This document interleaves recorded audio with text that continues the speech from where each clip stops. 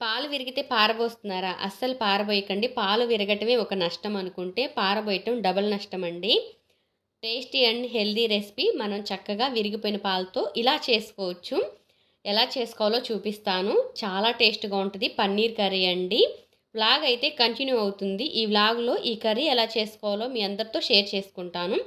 నేనైతే ముందు దోసల పిండి ఎలా ప్రిపేర్ చేసుకుంటున్నానో చూపిస్తానండి. మినపగుళ్ళు తీసుకొని ఇక నుంచి అని చెప్పేసాను కదండీ మీ అందరితో లాస్ట్ వ్లాగ్‌లో. అందుకని చెప్పేసి చక్కగా మినపప్పునైతే నేను శుభ్రంగా వాష్ చేసుకొని నానబెట్టుకున్నానండి. పొట్టు తీయకుండా మిక్సీకైతే పడుతున్నాను దోసలకనమాట. నేను ఒక కప్పు మినపగుళ్ళకి 2 కప్పులు రేషన్ బియ్యం అయితే తీసుకున్నాను.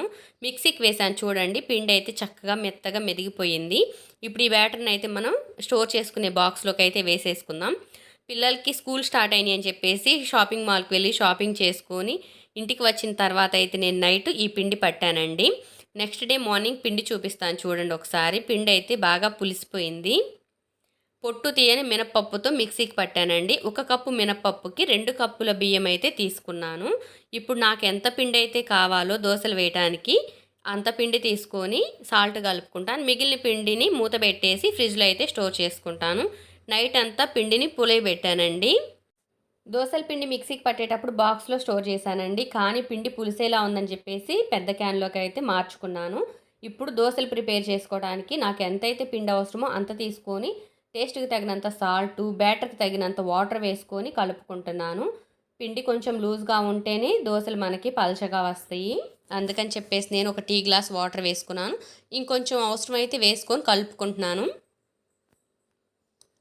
టిఫిన్ పిండి అయితే ప్రిపేర్ చేసి ముందుగానే పక్కన పెట్టేసుకున్నానండి. ఇప్పుడు మనం కర్రీకి అయితే ప్రిపేర్ చేసుకుందాం. ఎందుకంటే పిల్లలకి లంచ్ బాక్సులు కట్టాలనమాట. నేను పాలు విరిగిపోయినాయండి. లీటర్ పాలకి చూడండి ఎంత పన్నీర్ వచ్చిందో.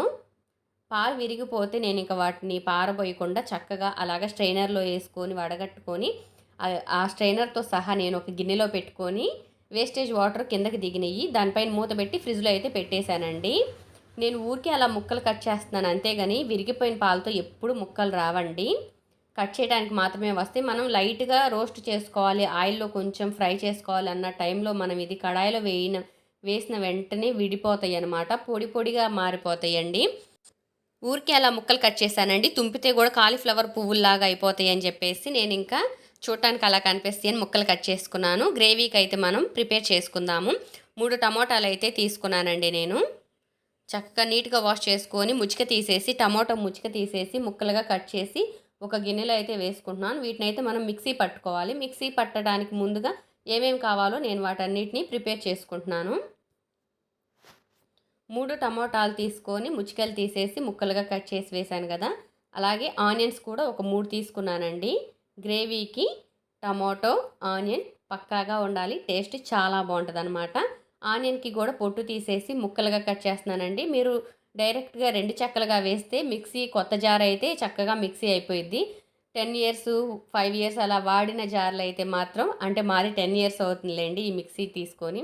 ఈ జార్‌లో అయితే కొంచెం మందంగా ఉంటాయి కాబట్టి ముక్కలుగా కట్ చేసి వేసేయాల్సిందే. డైరెక్ట్‌గా వేస్తే మాత్రం మిక్సీ పడదు. గ్రేవీకి టమాటో, ఆనియన్, పచ్చిమిర్చి తీసుకున్నాను కదండీ! అలాగే దీనిలోకి water melon seeds, sunflower seeds, బాదం అయితే తీసుకున్నాను. మిక్సీ జార్‌లో వేసుకొని మిక్సీ పట్టాను. మా మిక్సీ జార్ మూత అయితే పగిలిపోయిందండి. అందుకని చెప్పేసి స్నాక్స్ బాక్స్ మూత అయితే వాడుతున్నాను. ఇప్పుడు పొయ్యి మీద ఒక గిన్నె పెట్టుకొని 1 ½ టేబుల్ స్పూన్ అయితే ఆయిల్ వేసుకున్నానండి. ఎక్కువ ఆయిల్ అవసరం లేదు. ఎందుకంటే నేను ఫుల్ ఫ్యాట్ మిల్క్ అయితే పన్నీర్ అనమాట అది. ఆయిల్ హీట్ ఎక్కగానే ఒక పచ్చిమిర్చి, అలాగే మీడియం సైజ్ ఆనియన్ సన్నగా కట్ చేసి వేసుకున్నాను. 2 రెమ్మల కరివేపాకు కూడా వేసుకుందాము. ఆయిల్ కొంచెం తక్కువే తీసుకున్నాను. ఎందుకంటే చెప్పాను కదా ఫుల్ ఫ్యాట్ మిల్క్ అని. మాకు అమ్మ వాళ్ళే పోస్తారండి. మా అన్నయ్యకి గేదెలున్నయి. వాళ్ళే పాలు పోస్తారు. వాటికి వాటర్ అలాంటివి కలపకుండా మంచి పాలు పోస్తారు. పాలు కూడా చక్కగా ఫ్యాట్ ఎక్కువ ఉంటదనమాట. చూడండి ఇప్పుడైతే ఒక స్పూన్ అల్లం వెల్లుల్లి పేస్ట్ వేసుకొని ఫ్రై చేసుకుందాం. పచ్చి వాసన పోయిందాకా ఫ్రై చేసుకుందామండి. మంచిగా మాడకుండా చూసుకోవాలి. అల్లం వెల్లుల్లి పచ్చి వాసన పోయేంత వరకు ఫ్రై చేసుకోవాలి. ఇప్పుడు చిటికెడంత పసుపు వేసుకుందాం. అలాగే మన స్పైసీకి తగ్గట్టు కారం వేసుకుందాం. పిల్లలకి లంచ్ బాక్సులు ప్రిపేర్ చేయడానికి కదండి కొంచెం తక్కువ కారం అయితే వేస్తున్నాను. ఒక స్పూన్ కారం వేసి చిటికెడంత వేస్తాను మళ్ళీ. అలాగే రుచికి సరిపడా ఉప్పు. ఇవైతే పచ్చివాసన పోయిందాకా ఫ్రై చేసుకోవాలండి, మాడకుండా చూసుకోవాలి. ఆనియన్స్ మంచిగా ఫ్రై అయినాయి కదండి. ఇప్పుడు ముందుగా ప్రిపేర్ చేసి పెట్టుకున్న టమాటో, ఆనియన్ అలాగే సన్ఫ్లవర్ సీడ్స్ ఇవన్నీ వేసుకొని మనం మిక్సీ పట్టుకున్నాం కదా, ఆ ప్యూరీ వేసుకొని అయితే మనం కలుపుకోవాలి. టమాటోలోని తేమంతా వెళ్ళిపోయి చక్కగా ఫ్రై అవ్వాలండి. ఆయిల్ అనేది పైకి తేలుతూ ఉండాలి. అప్పుడు కర్రీ అనేది మనకి కరెక్ట్గా ఫ్రై అయినట్టు, ఈ గ్రేవీ అనేది కరెక్ట్గా ఫ్రై అయినట్టు. చూడండి ఎంత షైనీగా ఉందో. దీంట్లో మనం సీడ్స్ వేసాం కదా, water melon seeds, sunflower seeds, ఆ షైనీ అనేది అలా తెలుస్తుంది అనమాట. జీడిపప్పు కూడా వేసుకోవాలండి. మీ దగ్గర ఉంటే జీడిపప్పు వేసుకోండి, నా దగ్గర లేవండి, అందుకని చెప్పేసి నేను నార్మల్గా సీడ్స్ వేసి మిక్సీకి పట్టేశాను. మూత పెట్టి మగ్గించుకుందామండి.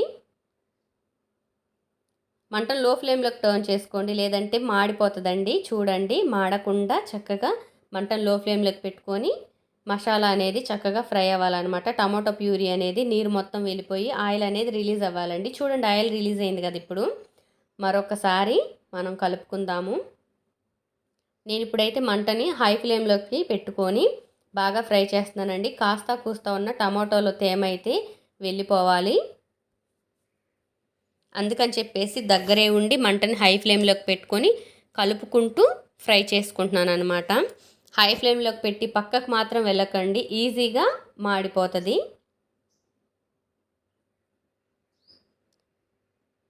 చక్కగా కలుపుకొని ఫ్రై చేసుకోవాలి.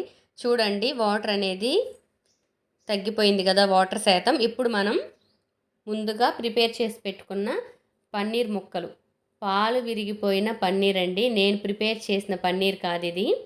పాలు విరిగిపోతే ముక్కలుగా కట్ చేశాను, కానీ కర్రీలో వేసిన వెంటనే అది కుక్ అయ్యే టైంలో అయితే కొంచెం పొడి పొడిగానే ఉంటుందండి, ముక్క షేపులా ఉండదన్నమాట. మనం రియల్గా పాలు విరగొట్టుకొని పన్నీర్ చేస్తే మాత్రం ముక్క షేపు ఎక్కడికి వెళ్ళదండి. ముక్క కరెక్ట్గా అలాగే మనం స్క్వేర్ షేప్లో కట్ చేసుకుంటాం కదా, అలానే ఉంటుంది. ఇది విరిగిపోయిన పాలతో చేసిన పన్నీర్ కాబట్టి ఇది ముక్క ముక్కగా ఉండకుండా కొంచెం పొడి పొడిగా ముద్దలు ముద్దలుగా ఉంటుందన్నమాట. నేను 2 టీ గ్లాసులు వాటర్ వేసుకున్నానండి. పన్నీర్ వేసుకొని కలుపుకున్న తర్వాత నాకు అంతే గ్రేవీ కావాలి కాబట్టి కసూరి మేతి 1 స్పూన్ వేసుకొని క్రష్ చేసి వేశాను. ఇప్పుడు ఒక్కసారి కలుపుకొని మూత పెట్టేసుకొని మనం మంటను లో ఫ్లేమ్లోకి పెట్టుకొని కర్రీ దగ్గర అయిందాకా కుక్ చేసుకోవాలి. చూడండి, కుక్ అవుతుంది. ఎంత కలర్ఫుల్గా ఉందో చూడండి. టేస్ట్ మాత్రం నిజంగా అండి చాలా బాగుంటుంది. చపాతీలోకి అయితే చాలా బాగుంటుంది, అలాగే వెజిటేబుల్ బిర్యానీలోకి ఇంకా బాగుంటుంది, నార్మల్ రైస్లోకి కూడా అసలు చాలా బాగుంటుందండి. పన్నీర్ కర్రీ అంటేనే అంత బాగుంటుంది. పిల్లలు అయితే చాలా ఇష్టంగా తింటారు. చూసారు కదండి, విరిగిపోయిన పాలతో ఎంతో టేస్టీగా ఉండే పన్నీర్ కర్రీ అయితే రెడీ అయిపోయింది. యశ్వితమ్మకైతే నేను లంచ్ బాక్స్లోకి కర్రీ అయితే ఒక బాక్స్లోకి తీసుకుంటున్నాను. టేస్ట్ మాత్రం చాలా అంటే చాలా బాగుంది. ఒకసారి చెప్పాను కదా, మీరు ట్రై చేసి చూడండి. మీరైతే ఖచ్చితంగా కామెంట్ చేయాలి అనుకుంటారనమాట. విరిగిపోయిన పాలు అస్సలు పారబోయకండి, పిల్లలకైతే చాలా హెల్దీ అనమాట. పిల్లలకి బాక్సులు కట్టేసి వాళ్ళని లేపి బ్రష్లకు పంపించి వాళ్ళకైతే దోశలు వేస్తున్నానండి. పొట్టు తీయని మినపప్పుతో వేసిన దోశలు అనమాట ఇవి. పిల్లలకి హెల్దీ అండి. మినపగుళ్ళు పాలిసి పట్టేసి దానిలో అంత కమ్మదనం ఉండదని ఈ మధ్యనే తెలుసుకున్నాను. మినపప్పుతో అయితే దోశలు వేస్తున్నాను. పిల్లలకి మార్నింగ్ బ్రేక్ఫాస్ట్లోకి దోశలండి. ఈరోజు పల్లి చట్నీ అనమాట. దోశలు అయితే నేను చెరొక్కటి పెడతానండి, ఒకటి ఎగస్ట్రా అయితే వేసుకుంటాను అనమాట. వాళ్ళకి నచ్చి పొట్ట ఖాళీ ఉండి ఇంకా తింటానమ్మా అంటే ఆ ఎగస్ట్రా దోశని ఇద్దరికి పెట్టడం కోసం ఒకటైతే ఎగస్ట్రా వేసుకుంటాను. మార్నింగ్ బ్రేక్ఫాస్ట్లోకి నేను 3 దోశలు అయితే ప్రిపేర్ చేస్తానన్నమాట. వాళ్ళకి వాళ్ళు తిన్న తర్వాత మిగిలింది పక్కన పెట్టేసి వాళ్ళని బస్సు ఎక్కించి వచ్చిన తర్వాత ఇంకా మేము తింటామండి. మ్యాక్సిమం 3 పెట్టడానికి ట్రై చేస్తాను, కానీ వాళ్ళు ఎందుకు తింటారండి, వాళ్ళ పొట్టలు చిన్న చిన్నవి కదా. అలాగే అసలు ఎర్లీ మార్నింగ్ అండి 7కి టిఫిన్ చేయాలంటే పాపం వాళ్ళ వల్ల ఏమవుతుందండి.